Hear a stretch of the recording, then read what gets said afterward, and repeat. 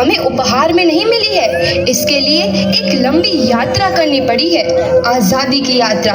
इस यात्रा में हजारों लाखों लोगों ने अपनी जान की कुर्बानी दी। 1919 जलियांवाला बाग। आज हमारी बैसाखी का दिन है, लेकिन पूरा पंजाब बैसाखी नहीं मनाएगा। हम सब बैसाखी नहीं मनाएंगे।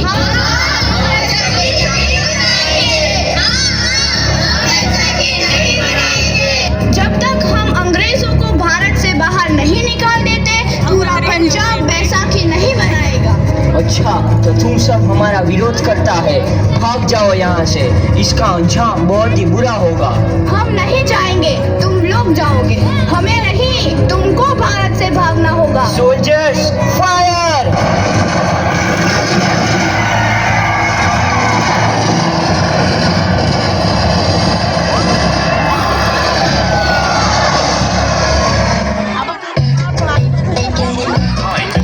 Hello, good morning.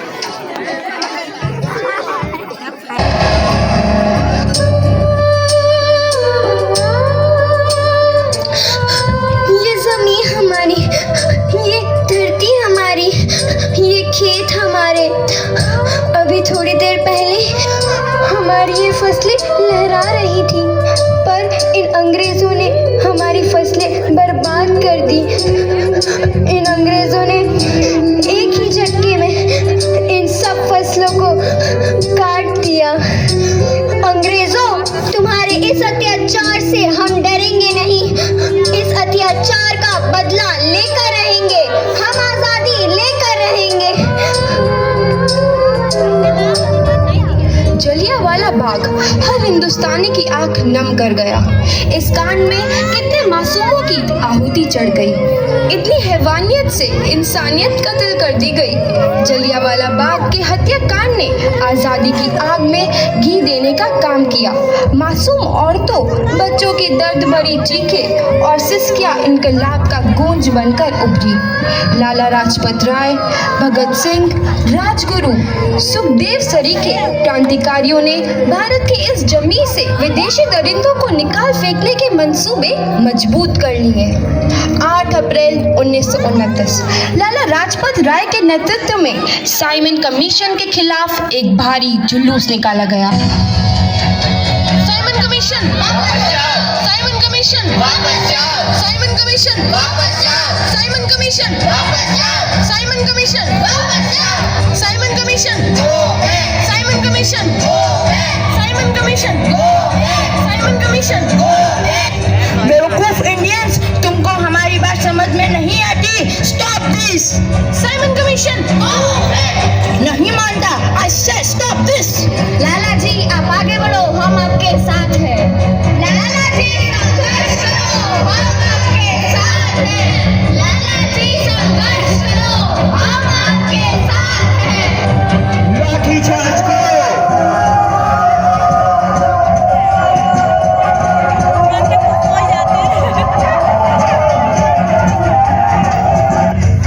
अरे लाला जी को तो बहुत गहरी चोट लगी है, उनका सर फट गया है। मेरे शरीर में लगी एक एक लाठी अंग्रेजी सरकार के कफन में कील का काम करेगी। ये आजादी की लड़ाई रुकनी नहीं चाहिए।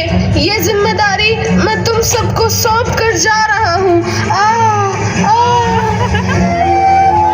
लाला लाजपत राय की दर्दनाक मौत के बाद भगत सिंह, सुखदेव, राजगुरु वतन के इन मतवालों के खून में ऐसा उबाल आया जिसका सामना करना अंग्रेजी सरकार के लिए मुश्किल हो गया।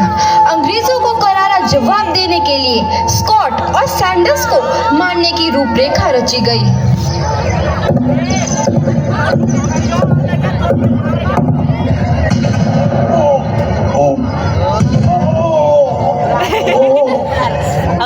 सैंडर्स मारा गया। चारों तरफ तहलका मचा था। दीवारों पर लिखा था, लाला जी की मौत का बदला ले लिया गया है। भगत सिंह समेत सभी वहां से फरार हो गए। 8 अप्रैल 1929 दिल्ली में ब्रिटिश सरकार की सेंट्रल लेजिस्लेटिव असेंबली की बैठक में 2 बम धमाके की आवाज सुनाई दी।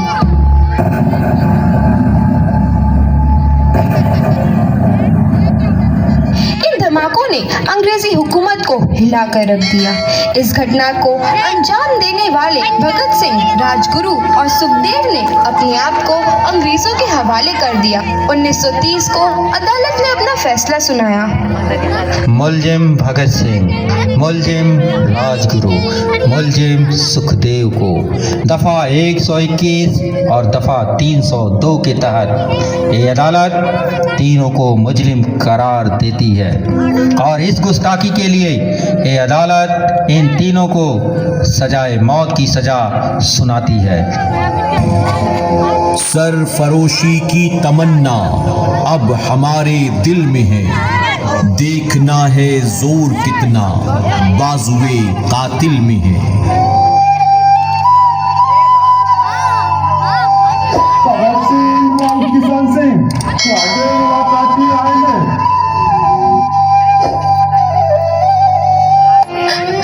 पुत्र की हाल है तेरा?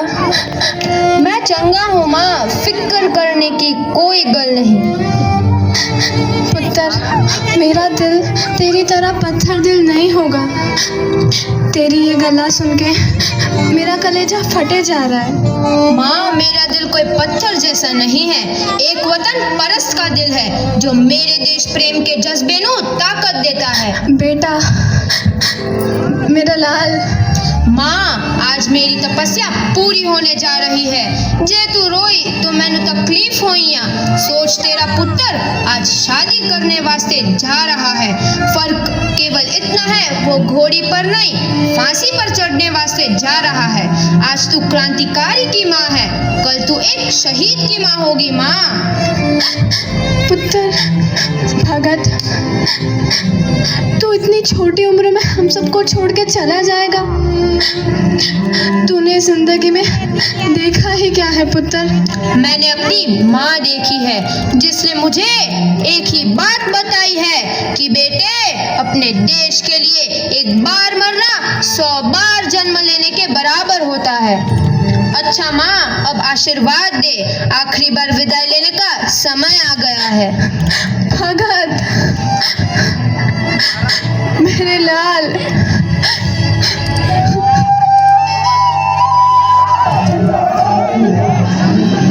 भगत सिंह, तुम्हारी कोई आखिरी ख्वाहिश?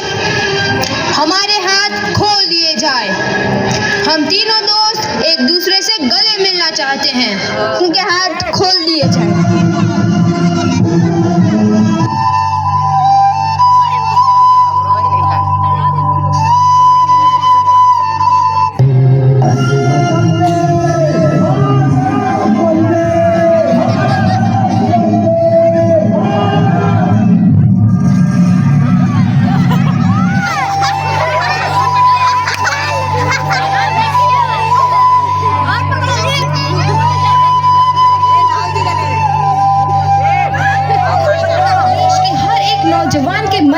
आजादी की नई उमंग हिलोरे लेने लगी। अंग्रेजों भारत छोड़ो का नारा जोर पकड़ रहा था। सबने एक आजाद भारत का सपना देखना आरंभ कर दिया था। हर कोई अपने अपने ढंग से इस महायज्ञ में अपनी आहुति दे रहा था। सुभाष चंद्र बोस, रानी लक्ष्मीबाई, तात्या टोपे और मंगल पांडे जैसे शहीदों की कुर्बानी रंग लाई। 15 अगस्त 1947 को भारत आजाद हुआ।